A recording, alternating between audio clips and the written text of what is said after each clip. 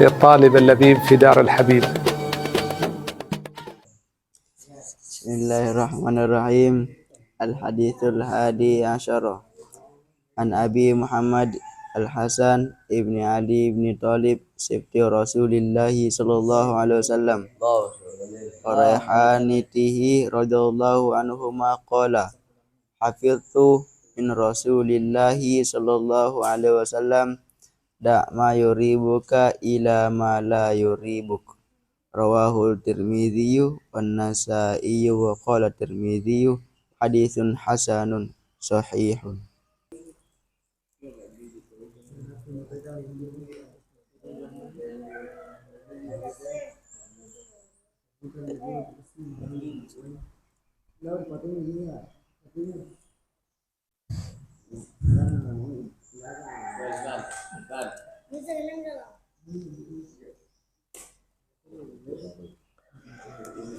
Bismillahirrahmanirrahim. Assalamualaikum warahmatullahi ta'ala wabarakatuh. Alhamdulillah rabbil alamin wa bihi nasta'in ala umuri dunya waddin. Wassalatu wassalamu ala asyrafil anbiya wal mursalin sayyidina wa habibina wa syafi'ina wa maulana Muhammadin wa ala alihi wa sahbihi agu qadrihi wa miqdarihi al-azim, amma ba'd. Berjumpa lagi dengan Al-Fakir di pagi hari ini, di hari yang cerah, dengan pembahasan yaitu hadis yang ke-11 di dalam kitab Arba'in Nawawi.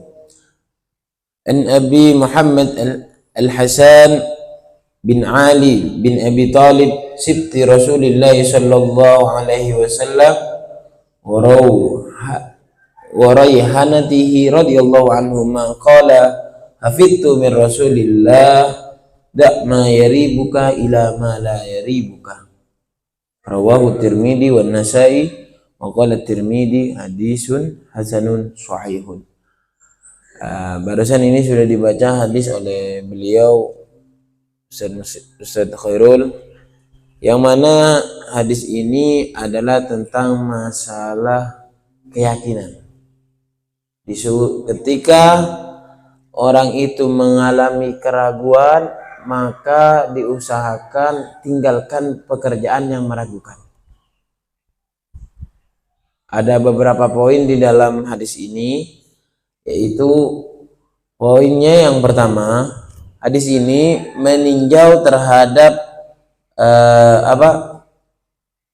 sabda dalam firman-Nya Allah yang berbunyi innadz-dhanna la yughni minal haqqi syai'an. Pertama, emang sesungguhnya persangkaan itu tidaklah sedikit pun membawa pada kebenaran. Jadi kalau orang tujuannya itu pertama kali tidak yakin, tidak ada keyakinan di dalam hatinya, tidak ada intinya ada ragu di situ di dalam hati, maka jangan sampai kau mengerjakan apapun itu. Contohnya yang paling gampang itu gini, ya Allah, ini halal apa enggak? Ini halal apa enggak? Contoh. Itu ragu. Ketika ragu, jangan dilaku. Ya Allah, ini diridhoin apa tidak? Ketika ragu di dalam hatinya, jangan dikerjakan. Karena keraguan itu bisa menyebabkan kecelakaan atau sesuatu yang menjadi musibah. Itu kalau ragu. Contoh lagi, orang tuamu, kamu pengen berangkat ke mana? Anggap ke Parepare. Kamu ragu, orang tuamu nggak ngizinin. Kan ketika orang tuamu nggak ngizinin, kamu otomatis secara pikiran spontan, aduh, orang tua nggak ngizinin, gimana ini ya, mau berangkat. Kalau udah antara ragu, maka kamu jangan berangkat. Karena apa? Jangan pasti sih, hampir ke 80% pasti ada mengalami kebahayaan atau ada musibah. Ustadz, kalau sama orang tua gak diboleh, udah gak berangkat. Karena ya takut. Ridallah fi ridal walidain. Kalau orang tua sudah nggak ngizinin atau guru nggak ngizinin keluar, jangan berangkat. Nah, bisa jadi menjadi musibah. Bahaya itu. Jangan dipaksa. Kalau orang udah ragu itu. Dan juga apalagi tentang masalah qudratullah, tentang masalah rezeki dari Allah. Jangan diraguin. Kamu kalau ragu dalam rezeki Allah, kamu nggak bakalan punya. Yakin, 100% yakin. Contoh gampang. Ini kan tentang masalah yakin terhadap Allah terlebih dahulu. Contohnya gini. Hadis Al-Quran pernah bersabda, pernah berfirman, yaitu apa? Wa ma min dzabbatin fil ardi illa 'ala Allahi rizquha. Tidak ada hewan di dalam suatu bumi itu yang tidak diberi rezeki oleh Allah. Hewan yang di dalam bumi itu sudah diberikan rezeki oleh Allah. Kayak hewan apa namanya itu yang buat dipancing? Apa? Cacing. Cacing pikir secara akalmu, cacing makan apa kalau di dalam tanah? Maka dari itu otomatis rezeki semuanya yang sudah menanggung Allah. Kamu nggak boleh ragu. Hewan sudah ditanggung, apalagi manusia. Apalagi kita bernyawa, apalagi kita ibadah kepada Allah. Yang paling terpenting, apalagi kita adalah umat Nabi Muhammad. Nabinya aja paling dicintai, masa umatnya juga nggak dicintai? Kita kan dicintai oleh Allah karena pelantaran Nabi Muhammad. Seandainya bukan Nabi Muhammad, gak bakalan kita dicintai. Maka dari itu, ketika ada rezekinya Allah, dibuat merasa tidak yakin, gitu. Ya Allah, kenapa kok saya miskin, ya Allah? Ragu sama Allah. Ya Allah, kenapa kok saya belum punya uang? Allah Ta'ala nggak bakalan diberi Anna indadanni abdi bi falyadunna bima sya'a. Saya tergantung terhadap keyakinan hamba saya. Kalau hamba saya berkeyakinan bahwasanya saya tidak akan memberi rezeki, maka saya tidak akan memberi rezeki. Kalau hamba saya berkeyakinan saya akan memberi rezeki, maka saya akan memberi rezeki. Contoh, Bapak yang paling sering kalau tentang keyakinan itu Ustadz sering. Allah, gimana ini? Itu kenapa kok ada timbul keraguan? Keraguan itu didatangi oleh setan. Paham? Oleh setan digoda.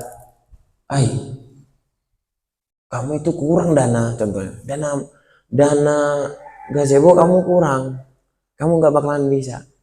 Kalau kamu nggak yakin, kurang beneran. Kalau kamu nggak yakin, kurang beneran. Tapi kalau kamu yakin, ini punyanya Allah, ini dari Allah.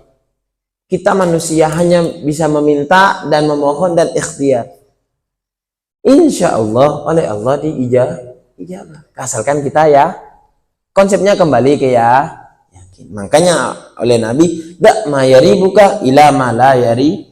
Jadi orang Muslim itu beramal berdasarkan keyakinan. Harus orang Muslim beramal atau kerja berdasarkan keyakinan. Itu yang pertama.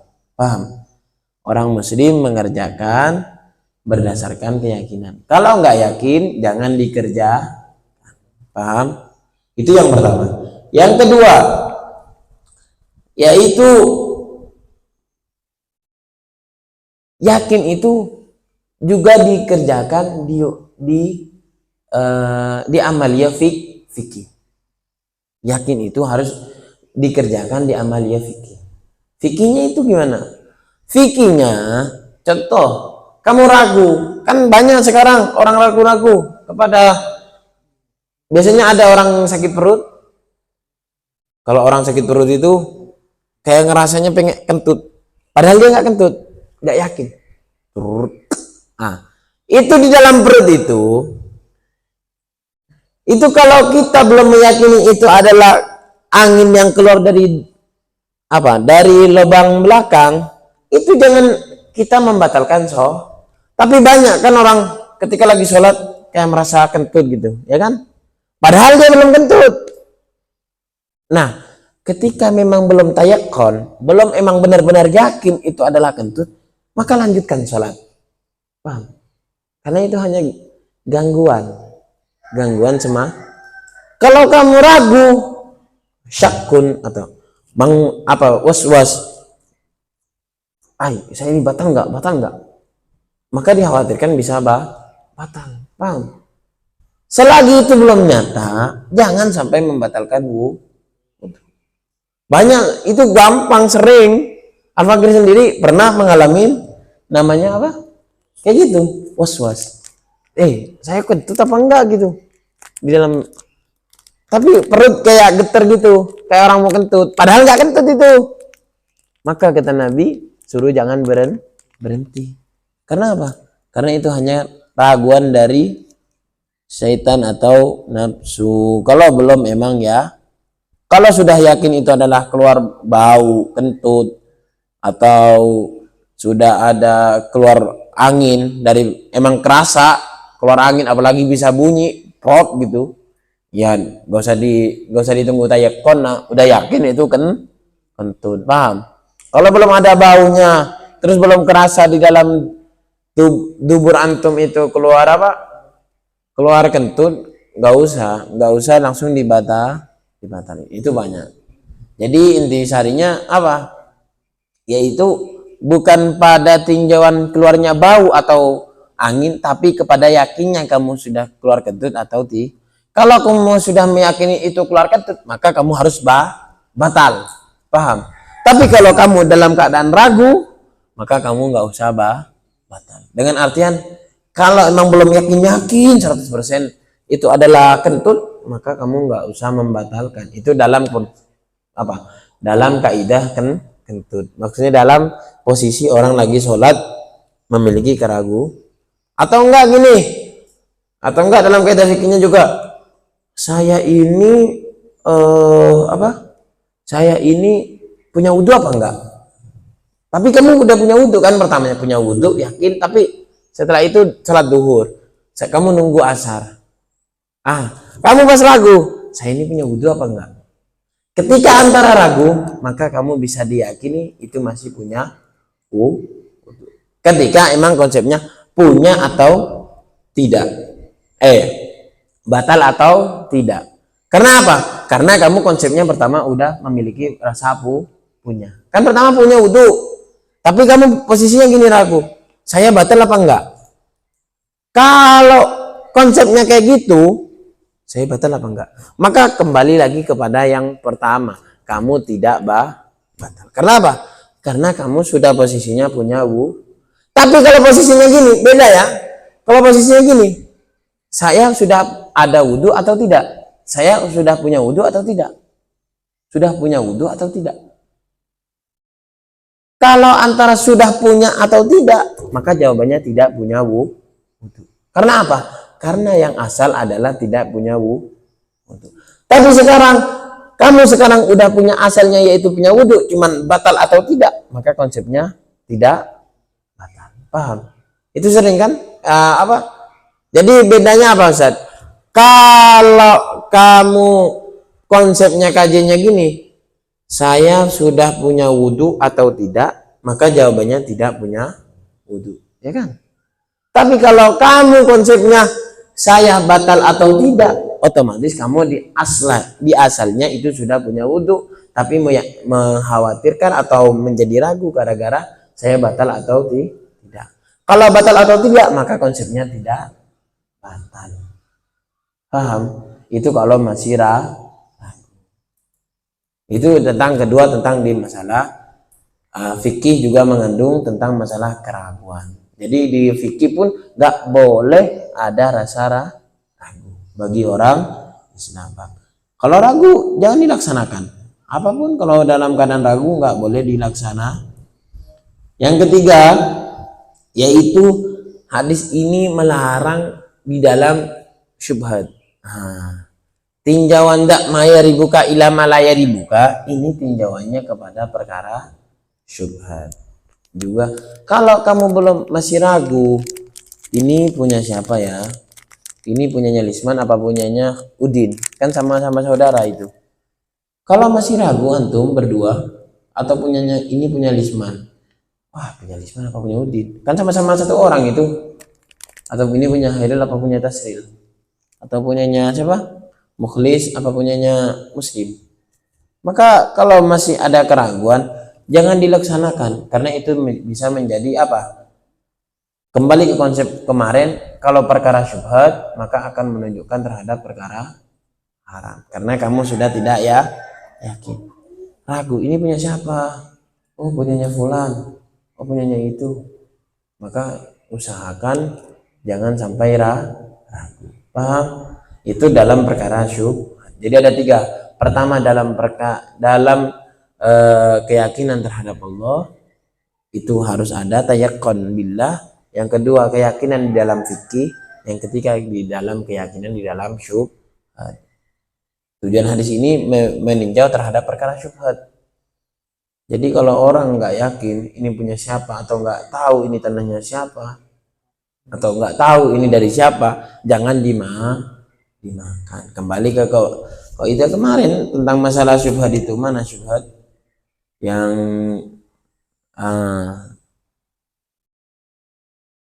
syubhat itu apa? Menunjukkan terhadap innal halala wal haram. Ya, kalau tidak salah mana hadis syubhat itu? Kemarin innal halal bayyin wa innal haram bayyin wa bainahuma umurun mutasyabbihat. Kalau halal itu sudah jelas, kalau haram sudah jelas, tapi kalau antara halal dan haram itu adalah syubhat. Wa man waqa'a fi syubhati waqa'a fil haram. Jadi kalau perkara syubhat itu jelas sudah perkara haram. Karena apa? Kamu masih ragu. Paham? Itu dalam syubhat. Jadi ada 3 itu dalamnya. Terus sekarang an Abi Muhammad Al Hasan bin Ali. Paham? Ada yang mau ditanyakan dari sini? Tidak? Dari Abi Muhammad Hasan bin Ali. Abi Muhammad itu alam apa? Alam itu ada 3. Alam apa? Alam isim, terus alam kunyah, alam laqab. Tahu kamu? Alam isim, alam kunyah, alam laqab.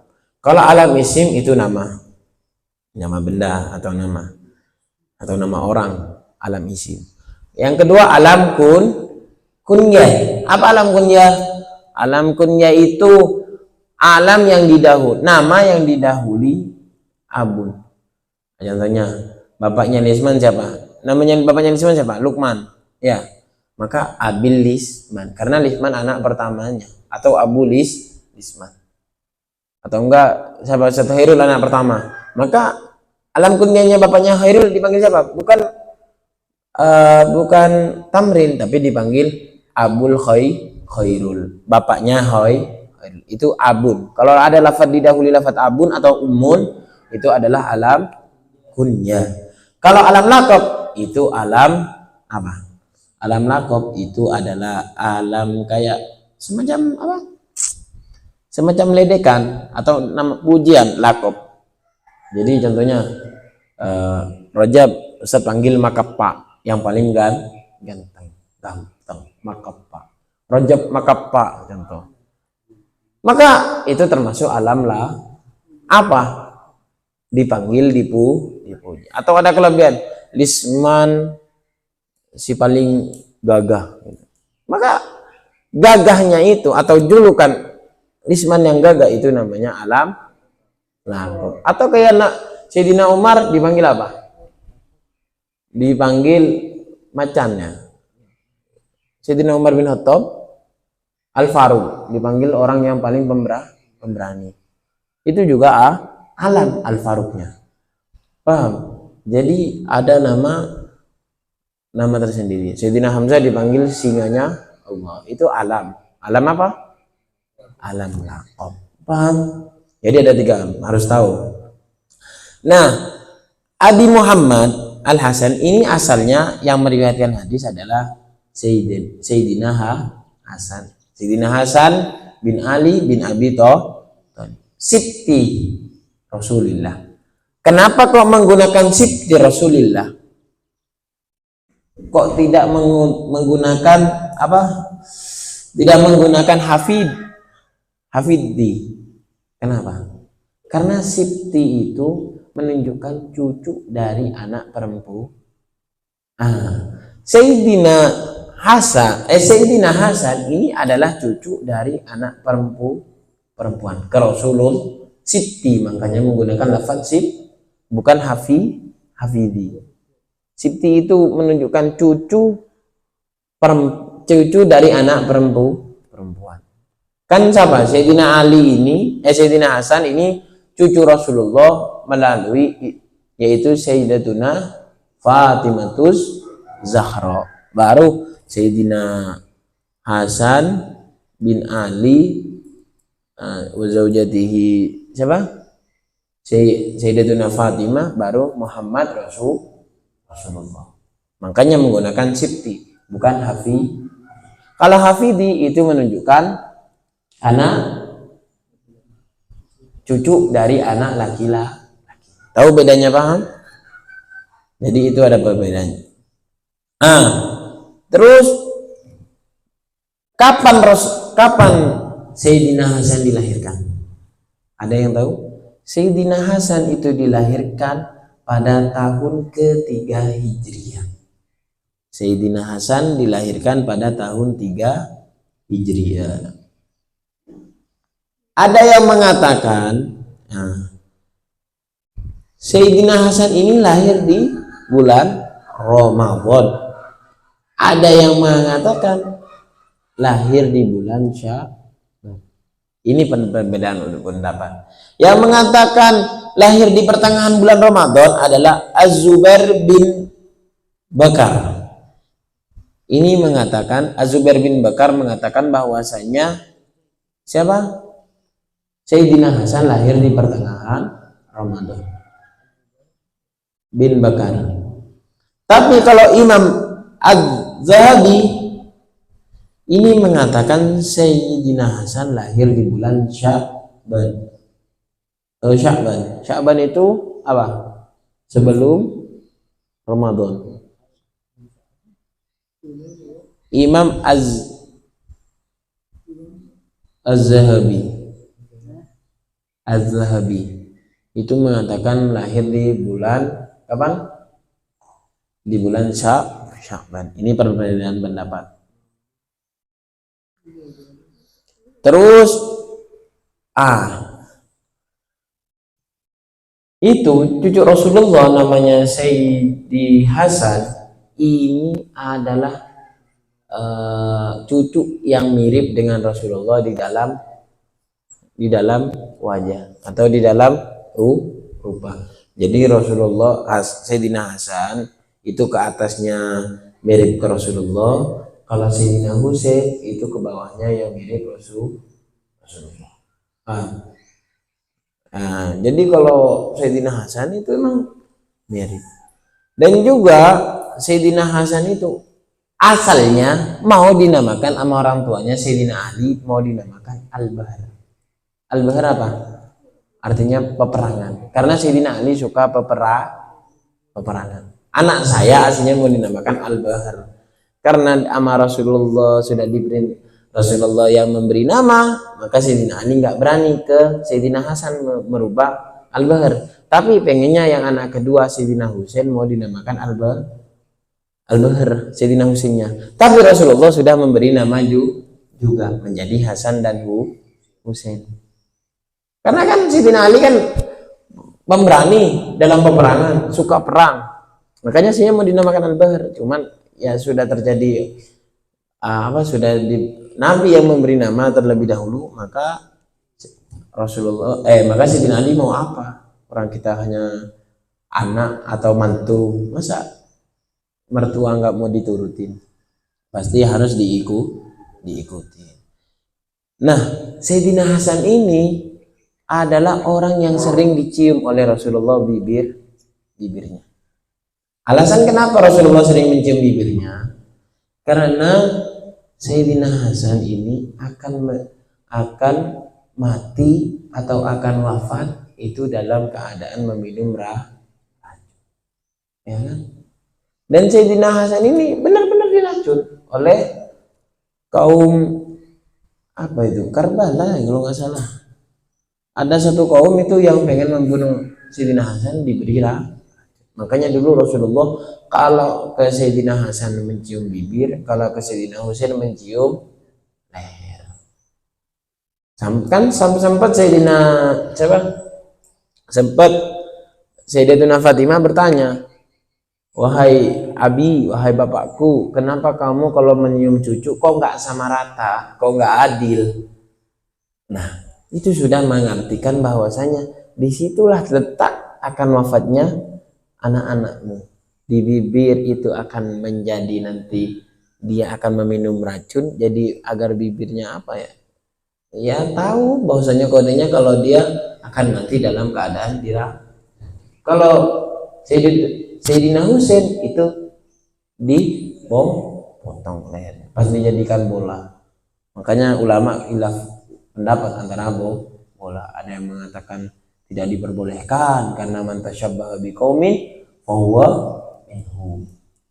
Karena dulu kepalanya Sayyidina Husain dibuat bola, maka orang Islam dilarang bermain bola. Sebagian ulama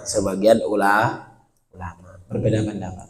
Kalau ulama yang benar-benar menjaga nggak bakal main bola. Karena apa? Takut menyerupai, karena bola itu takut disamai dengan kepalanya Sayyidina Husain. Akhirnya kita kurang azab, kurang tata krama. Itu sebagian ulama kalau mengatakan apa tadi? Bermain bola itu tidak diperbolehkan. Dan juga Sayyidina Hasan ini adalah khalifah. Tahu, khalifah itu kata Nabi itu 30 tahun setelah Nabi. Sedangkan wafatnya Sayyidina Ali itu tidak sampai ke 30-nya 30-nya siapa? 30 tahunnya sabdanya Nabi.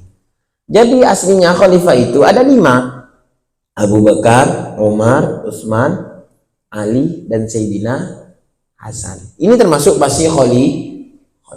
Kenapa kok yang keempat yang hanya mengatakan khalifatul Rasulillah? Karena itu tidak, jabatan masa 6 bulannya itu terlalu ringkas.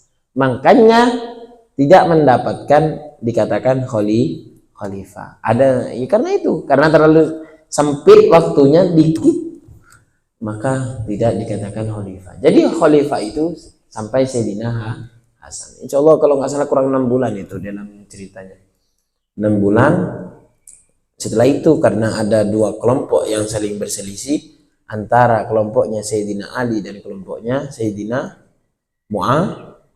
Muawiyah, maka setelah Sayyidina Hasan itu tidak rela karena orang tuanya dicaci-caci, dihina-hina, maka dilepas juga, yaitu masa jabatan menjadi khalifah dan dipindah kepada Muawiyah agar mempersatukan Islam. Islam sempat pecah di situ.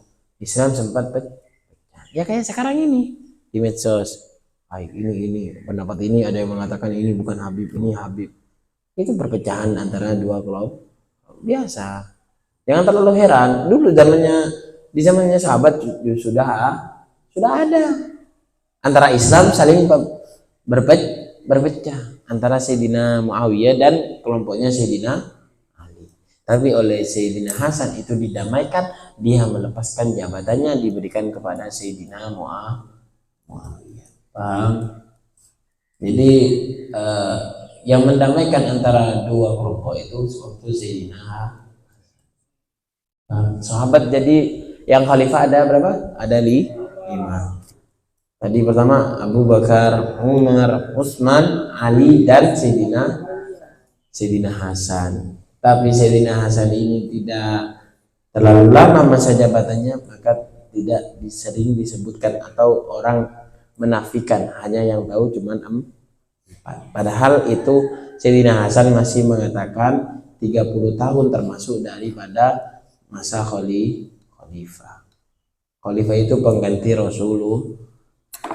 Kapan wafatnya Sayyidina Hasan? wafatnya Sayyidina Hasan itu terjadi yaitu berumuran 50 tahun setelah hijrah. Setelah hijrah Sayyidina Hasan wafat 50 Hijriah. Jadi 50 tahun dari hijrahnya Nabi, Sayyidina Hasan wafat 50 Hijriah. Jadi dari Nabi hijrah dari tanggal 1 sampai tahun 50 baru wafat Sayyidina Hasan. Ada yang mengatakan setelahnya 51, ada yang mengatakan 49, Allah alam. Cuman yang paling pas ittifaq kebanyakan itu mengatakan 50 tahun. Paham? Fahimtum? Ada yang tidak paham? Jadi ada 3. Pertama poin-poinnya, terus tentang masalah Sayyidina Hasan.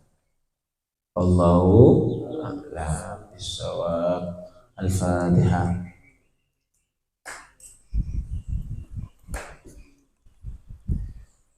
Ya Rabbana tarafna bi annana